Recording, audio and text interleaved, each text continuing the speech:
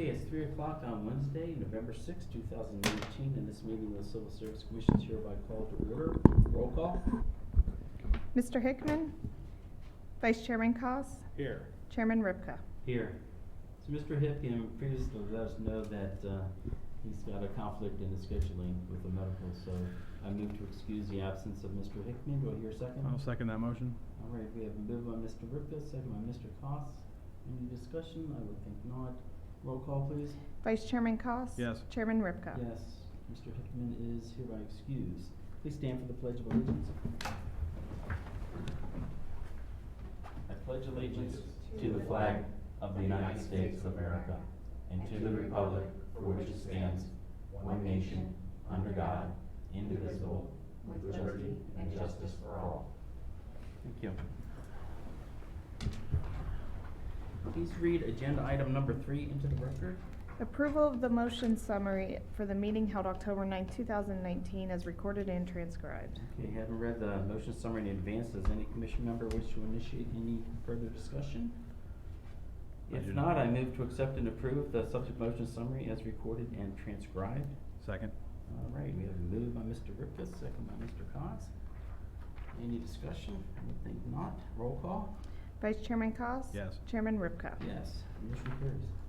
Please read agenda item number 4 into the record. Update of firefighter certified list.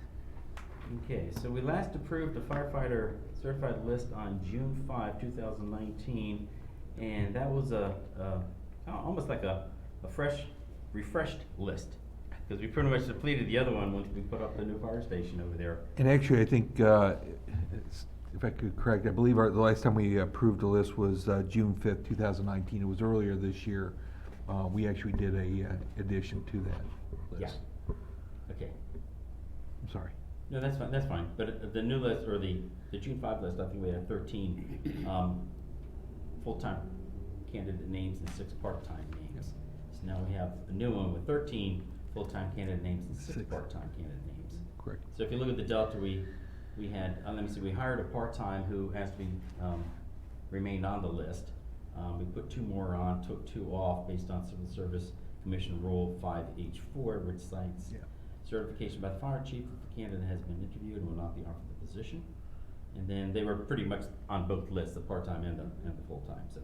And then we hired a part-time candidate. So Chief Donahue, I yield the floor to you. Oh, actually, you really covered the majority of it. We'll be adding 2 names to the full-time list, new names, but also Timothy Garwood. As you know, we hired him. He's currently a part-time firefighter with us, started, I believe, in May. And his time is coming to, that he's actually going to roll off.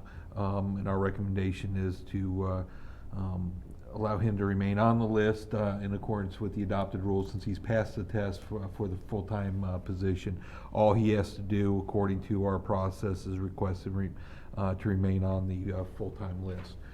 So we'd also like to request that he remain there. It should be noted that since the last time you saw him on the list, he has completed his paramedic certification, so he increased his points as a result of that. Yeah, I saw the score jump. It's like, whoa, what happened? Yes. Yeah.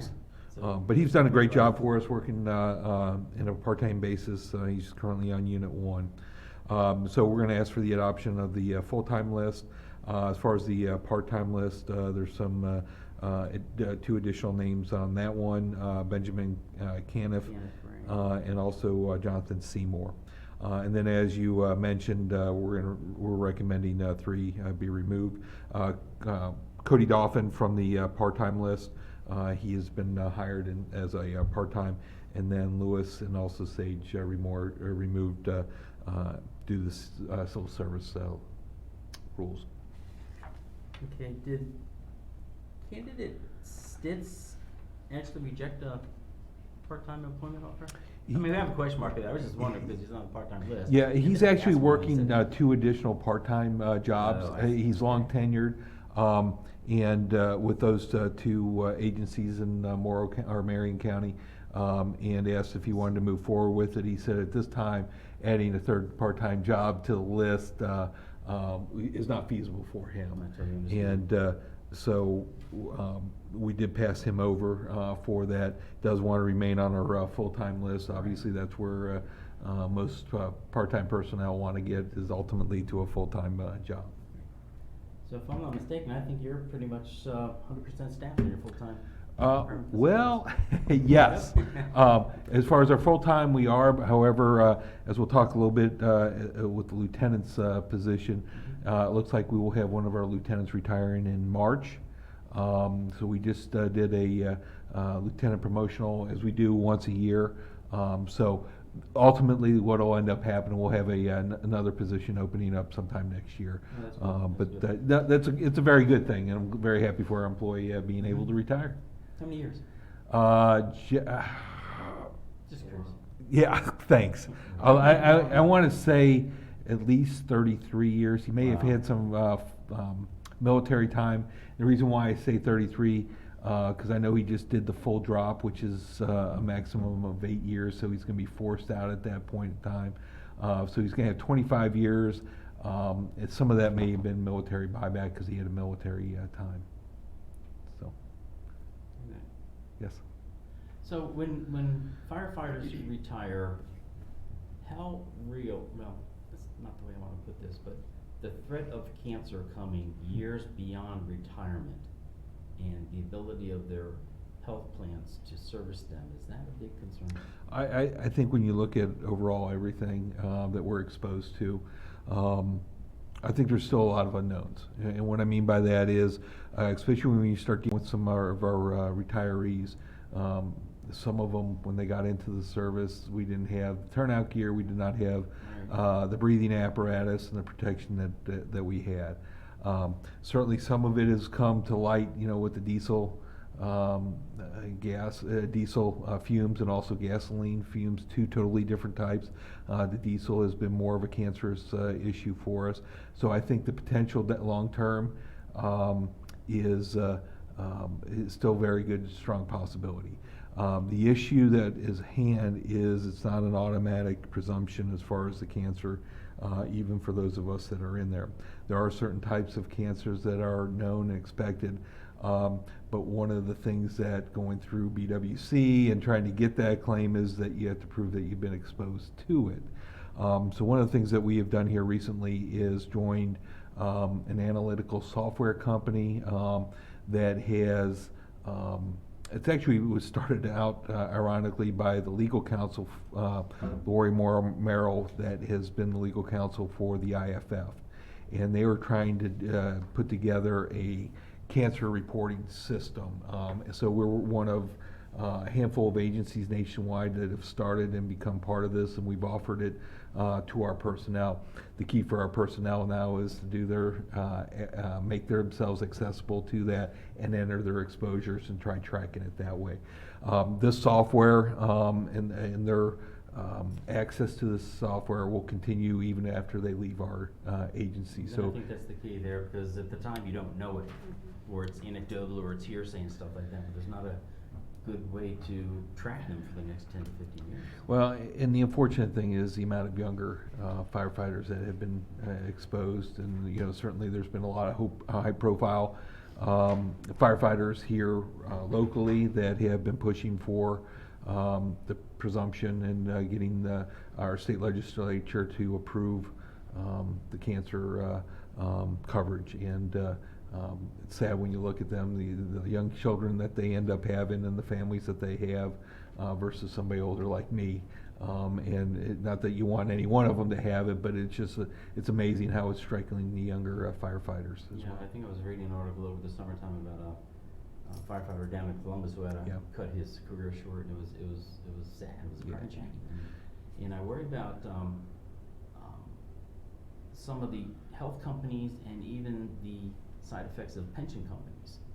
Unfunded liabilities in the pension where they make up money by squeezing health benefits into the out years, and it's troubling to me. It's just, It's certainly, as you know, with the rising cost of healthcare, that's one of the other avenues that they end up, looking at trying to narrow down the, and control the costs on.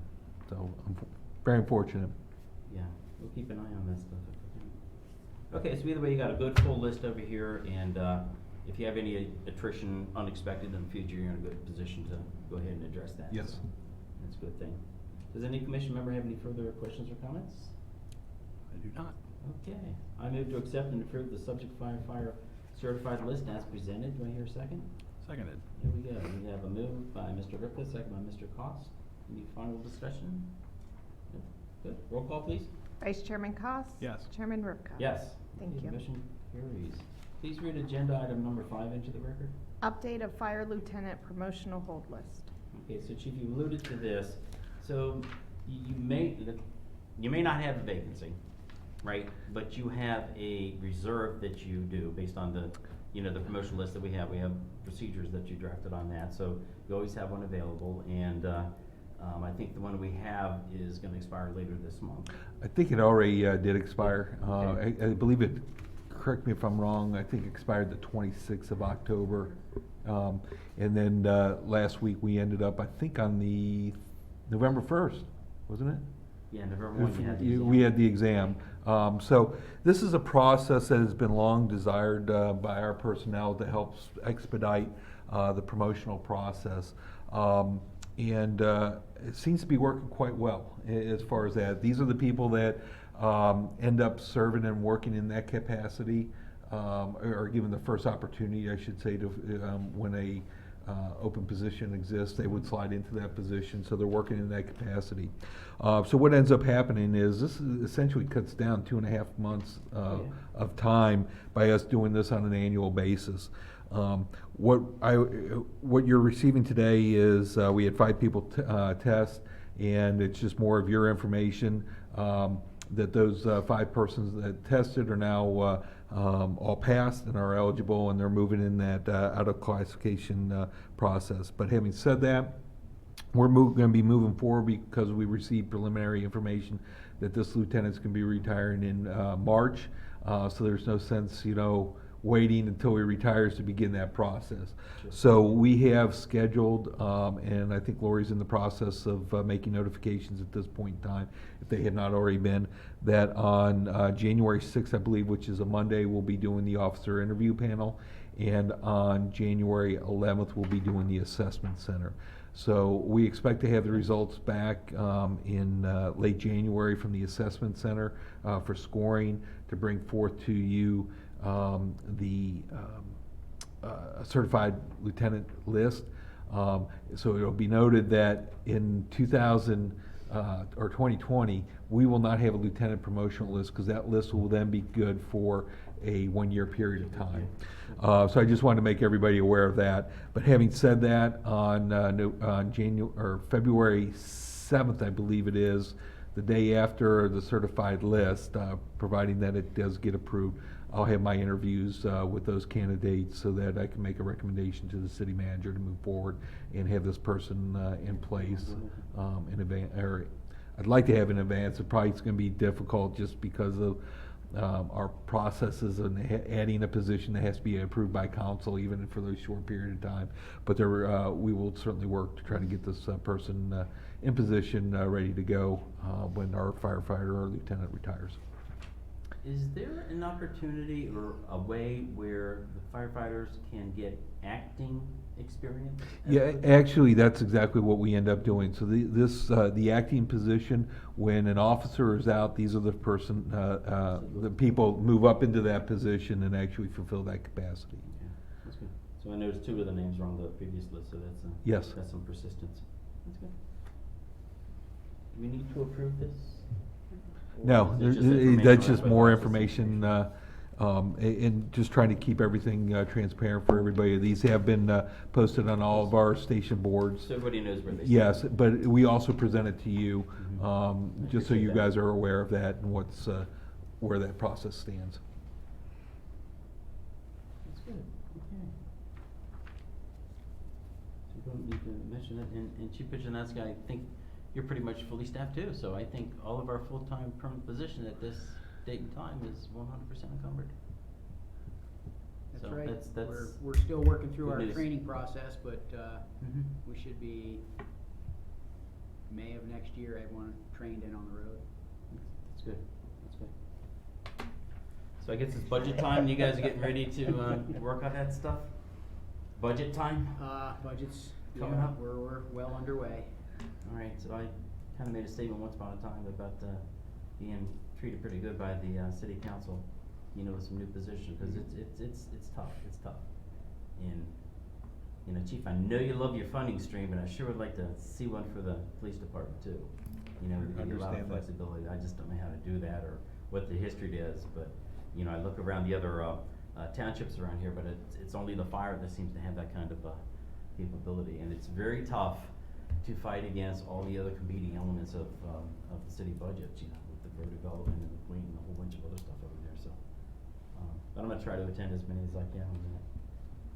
All right, does the public wish to, provide any, you're okay with the testing and the promotional list and all that stuff in the process? That's good, all right, that's good. Okay, so we're good on our staffing, and, I know they're having a terrible time over in California, so let's keep the firefighters, the police, and the first responders in our thoughts and prayers over there, so it's a mess, so. Does any committee or commission member, wish to provide any questions, comments? None at this time. Okay, there being no further business to conduct, I move to adjourn. Do I hear a second? Seconded. All right, we have a move by Mr. Ripkus, second by Mr. Koss. Any final discussion before we adjourn? Roll call, please. Vice Chairman Koss. Yes. Chairman Ripka. Yes. Okay, this meeting is now adjourned. Thank you. I'm here next John, week. with Lori